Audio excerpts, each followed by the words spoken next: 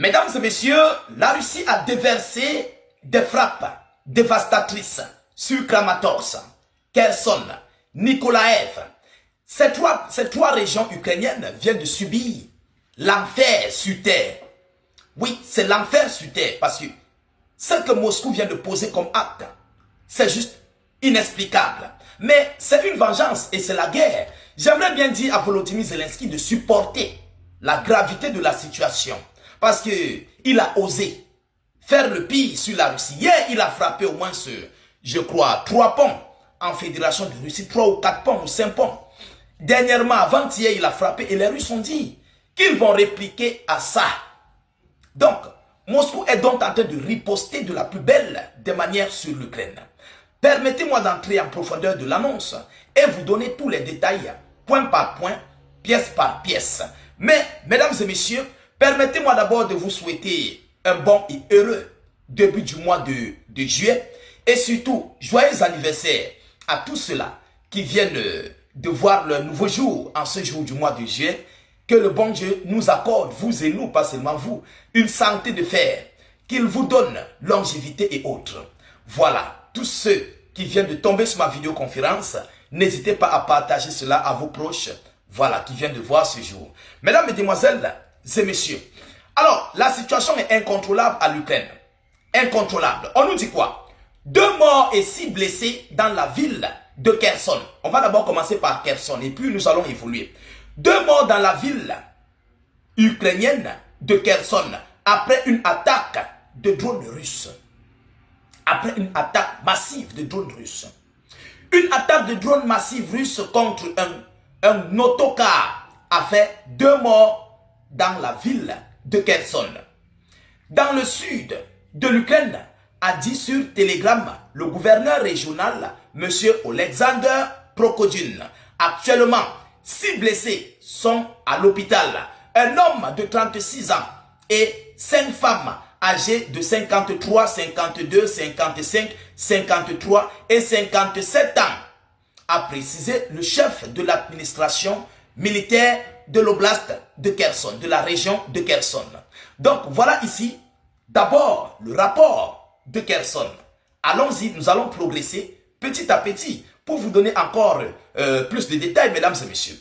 À Kramatorsk, à la suite de l'attaque aérienne russe dans la nuit de mercredi à jeudi. Évacuation d'un immeuble résidentiel touché par une frappe aérienne russe à Kramatorsk, dans l'oblast de Donetsk, Ukraine, dans la nuit du 30 juin 2026 au 1er juillet 2026. La situation est incontrôlable. Kramatorsk est en feu. Mesdames et messieurs, Kramatorsk est en feu.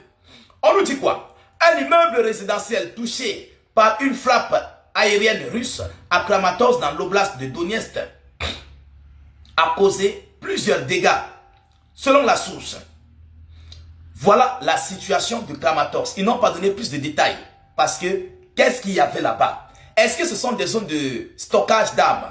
Est-ce que ce sont des zones de déploiement d'hommes? Est-ce que c'est une zone d'assemblage de drones?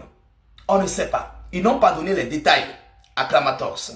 Mais peut-être ils vont donner plus tard. On ne sait jamais. Alors, toujours selon la même source, mesdames, mesdemoiselles et messieurs, on nous dit quoi du côté de Nikolaev? Attaque russe à Nikolaev dans la nuit et tôt ce matin. Donc, dans la nuit d'abord et tôt ce matin, la Russie a attaqué la région avec des drones de type Shahed.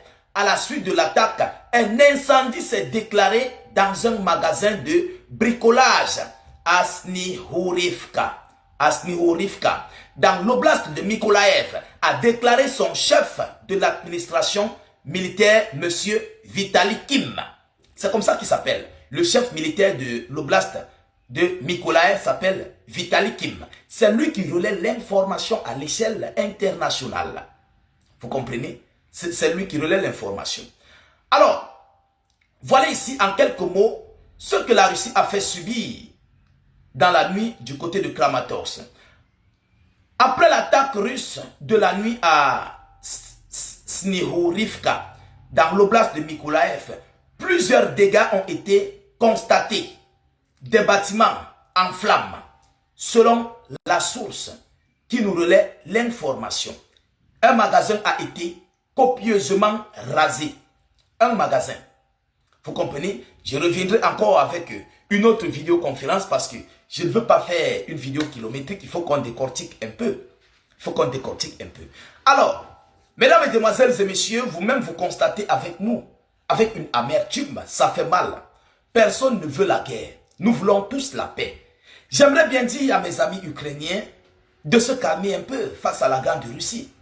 Ah oui, ils doivent se calmer parce que les Russes sont en train de préparer l'irréparable contre l'Ukraine. À l'instant où je vous parle, moi je vous ai toujours parlé, vous ne m'avez pas cru. Mais la Russie et l'Iran, ces dossiers-là, je les maîtrise mieux.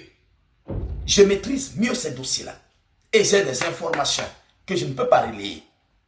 Les Russes sont en train de préparer de raser toute l'Ukraine, y compris Odessa. Odessa que vous voyez là. Les Russes vont s'emparer de ça. Hier, je l'ai d'abord dit. Je le dis encore aujourd'hui. Je le répète encore aujourd'hui. Tchernihiv serait pris, serait contrôlé par les Russes. Tchernihiv. Je vous annonce cela en avance. Ce conflit ne serait même pas du tout prêt à être terminé. Et de surcroît, les Ukrainiens n'ont même pas encore fait état du nombre exact de missiles et de drones qui ont été lancés sur l'Ukraine. Et de surcroît, ils n'ont pas encore établi le bilan sur toute l'Ukraine. Ils n'ont pas encore établi tout le bilan sur l'ensemble du territoire ukrainien. Ça, c'est Kramatorsk, Nikolaev, Kherson. Je vous avais d'abord fait une vidéo sur Dnipropetrovsk. Donc, ce tour-ci, nous continuons d'attendre le nombre exact des drones russes qui ont été déversés sur l'Ukraine dans la nuit de mardi à mercredi. Je sais, ça fait couler assez d'encre et du salive parce que lorsque nous voyons les dégâts qui ont été posés par les multiples attaques russes, c'est-à-dire l'ampleur avait une intensité nauséabonde sur l'Ukraine. Ils ont dit qu'ils veulent combattre. Voilà la guerre qu'ils doivent donc combattre. Chers dames, chers messieurs, pour l'instant, voilà les informations que nous avons sur notre main. Et nous continuons d'attendre les actualités pour qu'ils puissent nous parvenir. Et je reviendrai bien sûr avec des multiples vidéoconférences à longueur de journée comme de nuit. Nous sommes là, nous venons de débuter ce mois et nous allons épiloguer des émissions. Donc je vous invite à vous abonner massivement pour ne plus rater nos prochaines vidéoconférences. Donc rejoignez notre communauté, cliquez sur le bouton s'abonner. Voilà, pour ne plus rater nos prochaines vidéoconférences. Je vous reviens tout à l'heure pour une prochaine série d'informations. Soyez encore salués une fois de plus. Ciao, ciao.